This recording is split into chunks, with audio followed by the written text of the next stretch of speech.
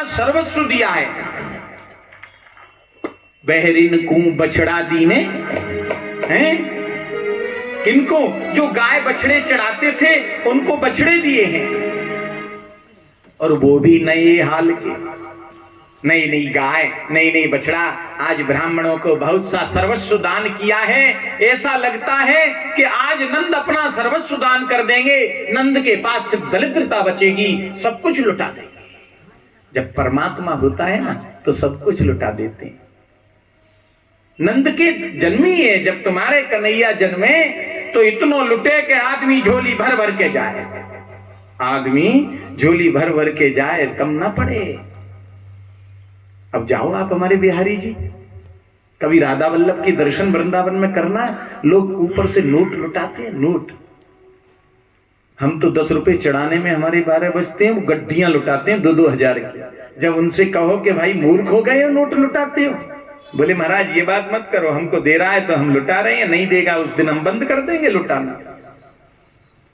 कह तो देते हैं आरती में, तेरा तुझको अर्पण क्या लागे मेरा। जब देने का नंबर आता है तो कहते ये मेरा और ये मेरा और ये मेरा, तेरा कुछ नहीं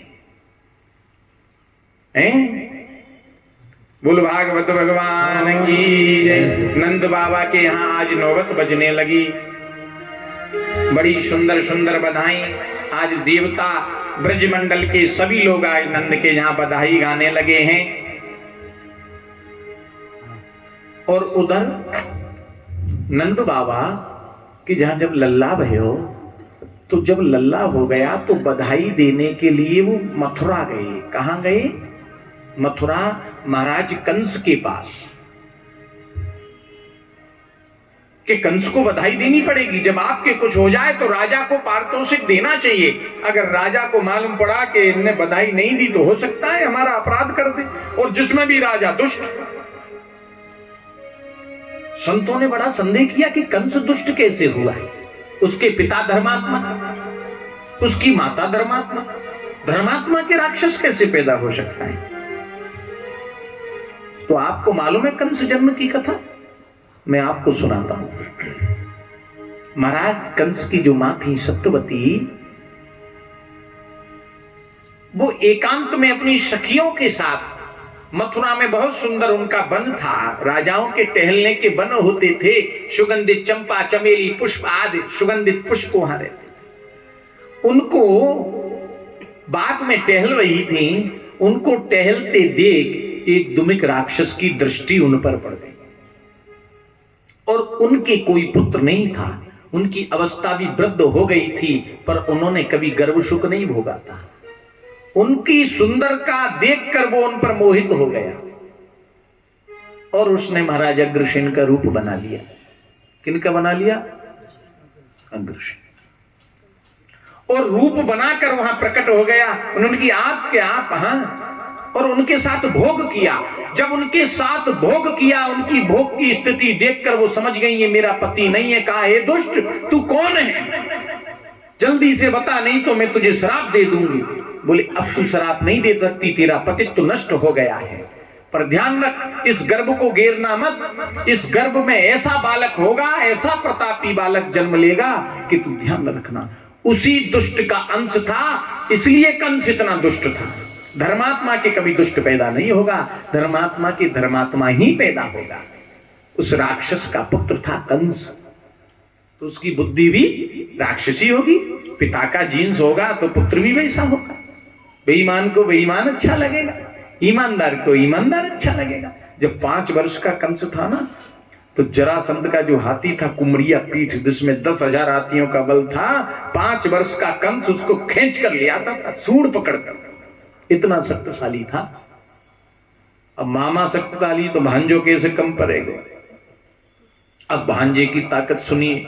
वसुदेव, नंद बाबा आज कंस को बहुत सा पारितोषिक दिया, बहुत से हीरे जवाहरात मोती पुष्पादि माला, बहुत सी भेंट आज महाराज कंस को दी। बोले, हे नंद बाबा, आज कैसा पारितोषिक लाए हो? बोले, प्रभु मेरे एक बेटा हुआ है, मैं आपसे आशीर्वाद की अभिलाषा रखता हूं। बोले, आपको लाला 100-100 साल जिए, जुग जुग जिए बाबा, नंद तेरो लाला। कंस क्या कह रहा है?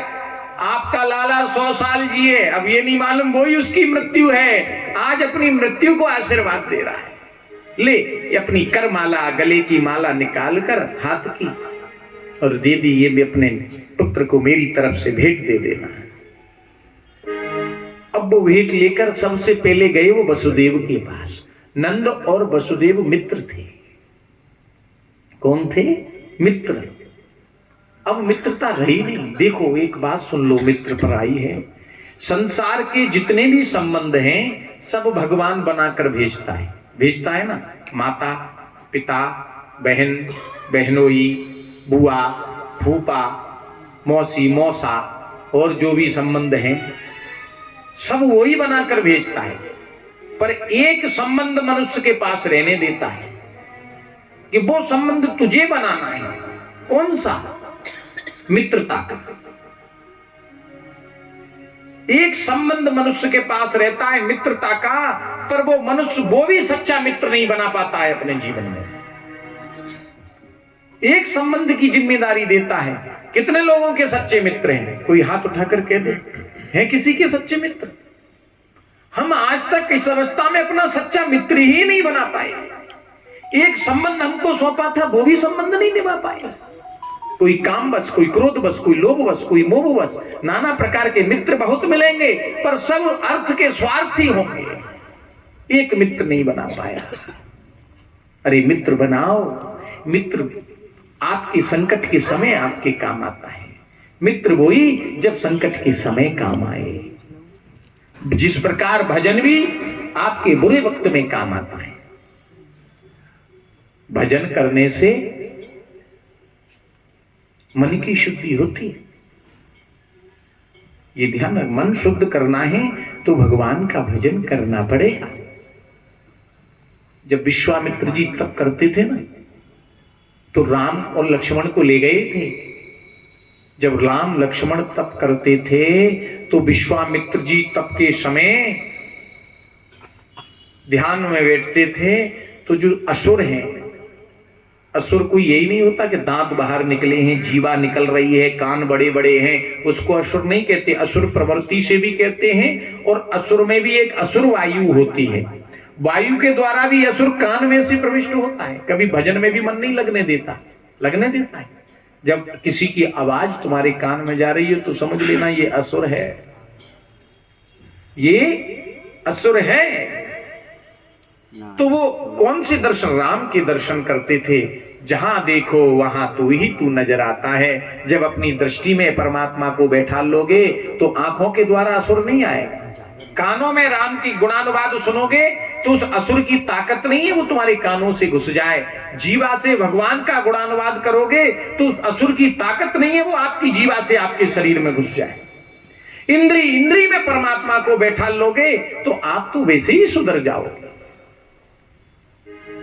पर सुधरना चाहे तब। हम तो बिगड़ना चाहते हैं, सुधरना चाहते ही नहीं। देखो ये भागवत की कथा ही सुधारने के लिए है। हमारे धर्म ग्रंथों में जितनी कथाएं हैं ना वो सुधारने के लिए हैं। पशुओं के लिए थोड़ी है। पशु तो सुधरे हुए हैं। हमारे ऋषि मुनियों ने ये कथाएं मनुष्यों के लिए बनाई हैं क्योंकि मनुष्य बिगड़ा हुआ है। पशु को कथा नहीं सुनाते हैं, मनुष्य को सुनाते हैं। कि पशु सुनता है कथा? नहीं सुनता, मनुष्य सुनता है। मनुष्य के लिए ये कथाएं हैं कि ये बिगड़े हुए मानव अब भगवत कथा श्रवण कर सुधर जा। अभी भी तुझ पर मौका है, अभी तेरा समय बचा है, अपना कल बना ले। ये फिर समय बार बार लौट के नहीं आएगा। तारा है सारा जमाना, श्याम हमको भी तारो। तारा है सारा जमाना, श्याम हमको भी तारो। तारा है सारा जमाना, श्याम हमको भी तारो। हमको भी तारो श्याम, हमको भी तारो। हमको भी तारो श्याम, हमको भी तारो। हमको भी तारो श्याम, हमको भी तारो। हमको भी तारो श्याम, हमको भी तारो। तारा है तारा जमाना,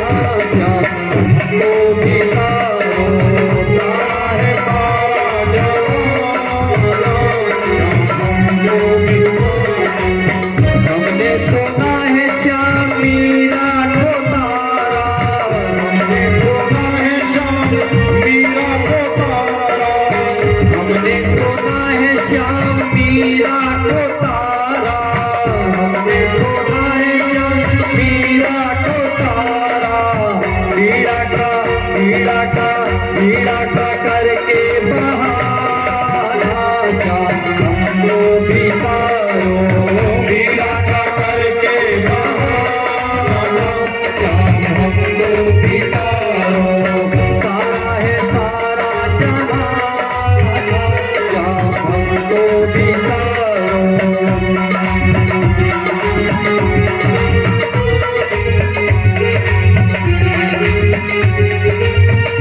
हमने सोना है श्याम द्रौपदी को तारा हमने सोना है श्याम द्रौपदी को तारा हमने सोना है श्याम द्रौपदी को तारा हमने सोना है श्याम द्रौपदी को तारा चीर का करके बहाना श्याम हमको भी तारो चीर का करके बहाना श्याम हमको भी तारो तारा है तारा जमाना श्याम हमको भी तारो